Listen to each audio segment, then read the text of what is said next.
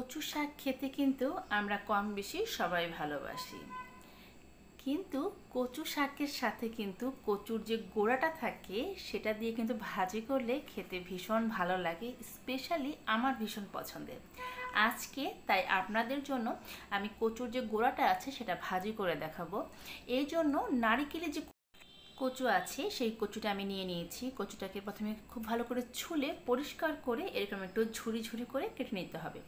দেখুন, আমি কিন্তু কচুগুলোকে একদম কুচি করে কাটিনি, অর্থাৎ একবারে ঝুরি করে কাটার কোনো প্রয়োজন নেই। একটু মোটা করে কাটবেন, তাতে করে এটা ভাজি করলে এটা গলে যাবে না।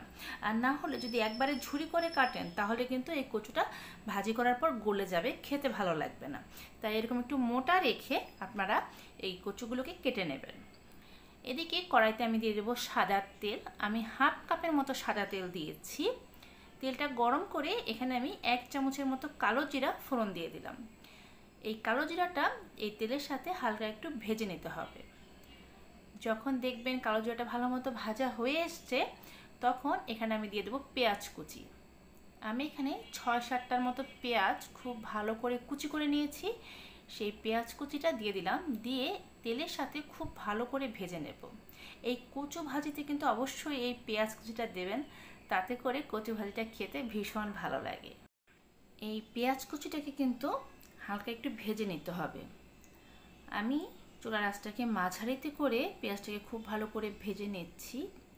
আপনাদের একটা টিপস দেই, সেটা হচ্ছে যারা চিংড়ি মাছ খেতে ভালোবাসেন আপনারা এই কচু ভাজিতে কিছু চিংড়ি মাছও দিয়ে দিতে পারেন, সেটাও খেতে ভালো লাগে। চাইলে কুচু চিংড়িও দিতে পারেন, অথবা বড় সাইজের যে চিংড়ি মাছ পাওয়া যায় সেই চিংড়ি মাছও দিয়ে দিতে পারেন। হালকা একটু লবণ আর হলুদ দিয়ে ভেজে এখানে চিংড়ি মাছটা অ্যাড করে দিবেন, খেতে আরও বেশি ভালো লাগবে।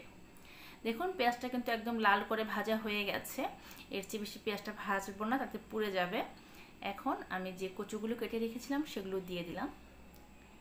আমার এই রেসিপিগুলো যদি আপনাদের ভালো লেগে থাকে তাহলে আমার চ্যানেলটা সাবস্ক্রাইব করে পাশে থাকা বেল আইকনটা বাজিয়ে দেবেন।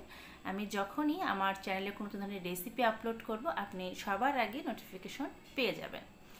এখন এই কচু ভাজিতে আমি দিয়ে দিলাম স্বাদ মতো লবণ, সাথে আমি দিয়ে দেব 1 চামচের মতো হলুদ গুঁড়ো। আমি এখানে হলুদ গুঁড়োটা দিয়ে দিলাম। এখন লবণ আর হলুদ দিয়ে কচুটাকে আমি খুব ভালো করে একটু ভেজে নেব। আমি কিন্তু এখানে কোনো প্রকারের শুকনো মরিচের গুঁড়ো বা ধনে জিরে কিছুই অ্যাড করছি না।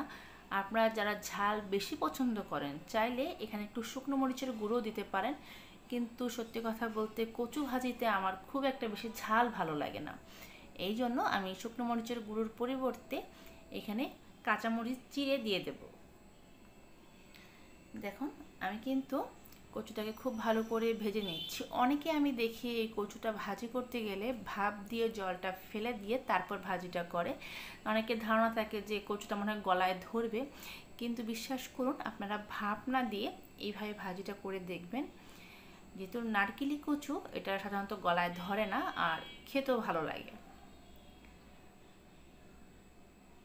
সাধারণত এই কচুর বড়াটাই অনেকে করে থাকেন, অথবা এই কচু দিয়ে ডাল দিয়ে রান্না করলে বা মাছের মধ্যে দিলেও কিন্তু ভীষণ ভালো লাগে। কিন্তু আমার কাছে এই কচু দিয়ে এরকম করে ঝুরি করে কেটে যদি ভাজি করা হয়, এটা গরম ভাতের সাথে খেতে ভীষণ ভালো লাগে। এই জন্য আমি এই রেসিপিটা প্রায়ই আমার বাসায় করে থাকি। এখন ঝালের জন্য আমি প্রায় 8-10টার মতো কাঁচামরিচ মাঝখান থেকে চিড়ে দিয়ে দিয়েছি। এতে করে খুব সুন্দর একটা ঝাল বের হবে, আর তাছাড়া কাঁচামরিচের যে একটা ফ্লেভার আছে সেই ফ্লেভারটাও চলে আসবে।